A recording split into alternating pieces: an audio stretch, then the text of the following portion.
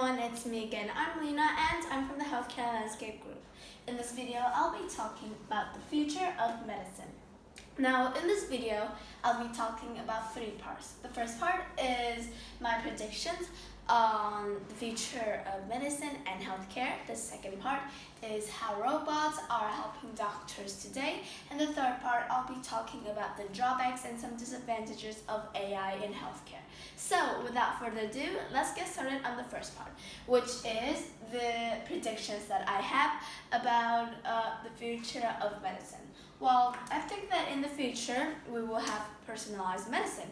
This means that all of the healthcare that we have will become more personalized, which means that it will fit with our needs and all of the things that we want. So that is personalized medicine. Next is AI in diagnostics. I think that in the future, AI will be more used widespread, and they will help in diagnosing the patients, help the doctors in that duty, and also it will help the diagnostic process to be more precise. And next is genome editing. So genome editing is like changing and editing the DNA of an organism or humans. So in the future, possibly in a few decades, we might achieve this and help us to have abilities that we never have before. So there is genome editing. The fourth one is regenerative medicine, and it is exactly what it sounds like. Regenerative medicine is medicine that helps us to regenerate maybe cells, tissues, or maybe even organs. And all of these things, scientists are still studying about and seeing how we can make them come true.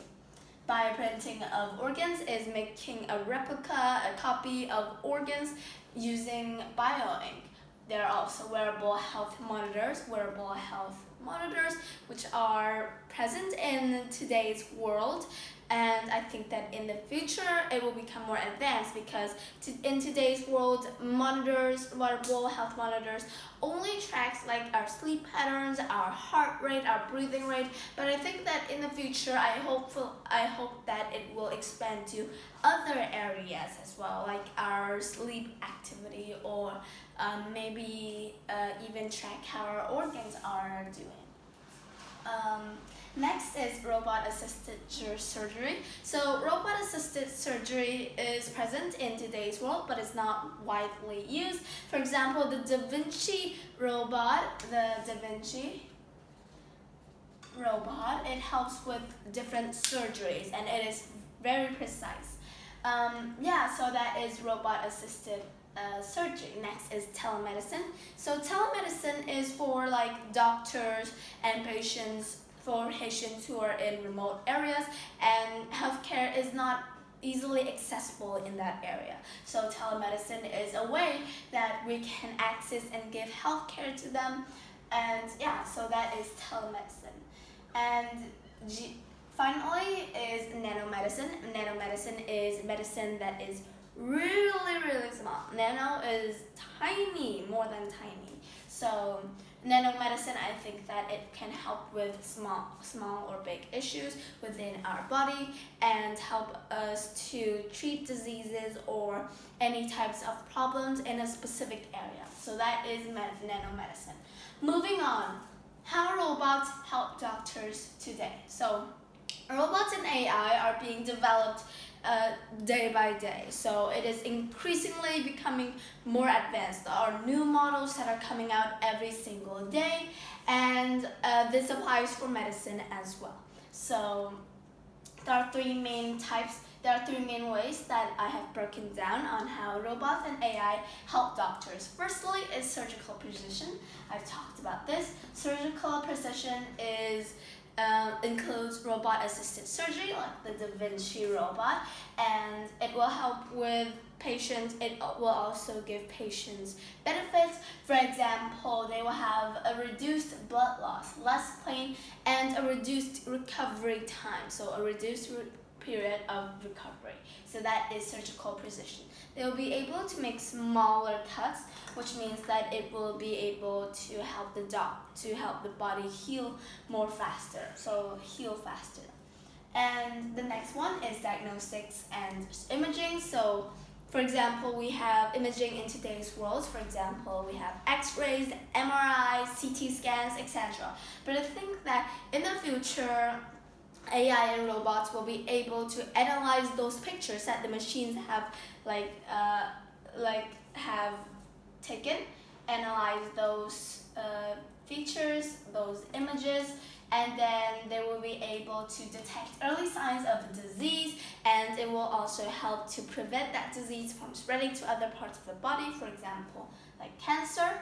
And we will be able to track progression of that disease or how the body is doing through medical imaging and also diagnostics. So I've talked about my prediction of how AI is helping in doctors in diagnosing the patients.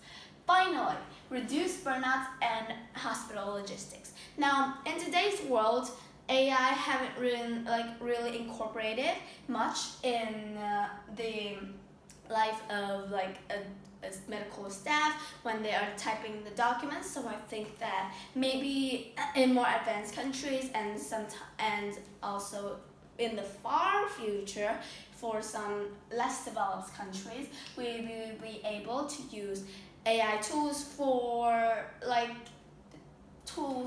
for things like automated paperwork and charting. For example, we can use voice or voice first AI tools to transcribe the notes onto paper and then download it or save it into the files on the patient's medical record. I think that it will be able to handle dispensing drugs, transport patients or transport drugs into or pills and medications into a different ward or to the hospitals. To the patient side, they will all be able to handle scheduling like chatbots and virtual assistants, and they will be able to navigate. I said this before, they will be able to transport medications to the patient side. They can locate where the patient is at through those documents and then go to that patient's side. And finally, UVC light disinfection. So UVC light disinfection robots can actually sanitize the whole room after maybe a surgery or maybe a medical checkup or in a quarantine ward. And yeah, those are some of the things that I think that robots and AI help doctors today. Now, with all of these advantages of AI and robots in mind, what are some of the drawbacks and disadvantages of AI? Surely it has some drawbacks or disadvantages. And if you guess that AI has some drawbacks, then you are correct. There are plenty of drawbacks to AI because in today's world, AI is not perfected, and I think that it will continue to be developed and help doctors with their work. But some drawbacks is diminished empathy.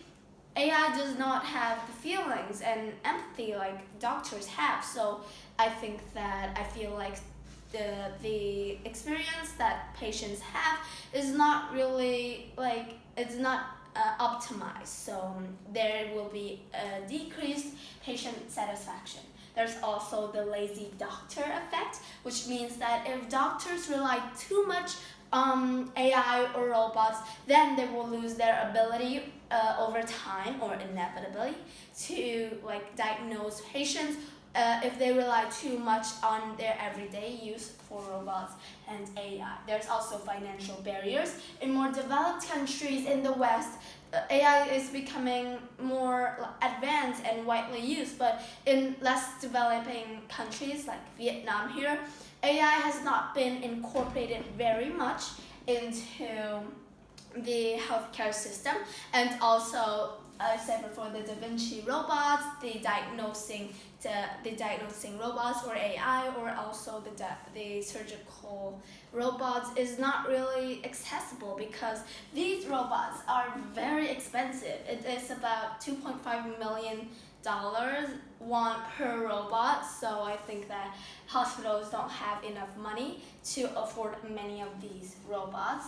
And also false diagnosis, because in today's world AI is not really developed. I've said that before, so they will sometimes not rely on the patient's symptoms. They will not rely on some other signs, so it will be false diagnosis. And finally, vulnerable data. So in that data, the data that the AI transcribes on, it may be hacked or stolen by hackers, and that will lead to patient privacy issues, and there will be risks in the patient privacy on their privacy information. It will be sold onto the internet if we don't protect those from viruses or bugs. So yeah, those are all the things I have to say from my main video on the future of medicine. I hope to hear your comments, and if you have any questions, please feel free to ask me on it. Thank you again for listening, and I hope to see you soon. Goodbye.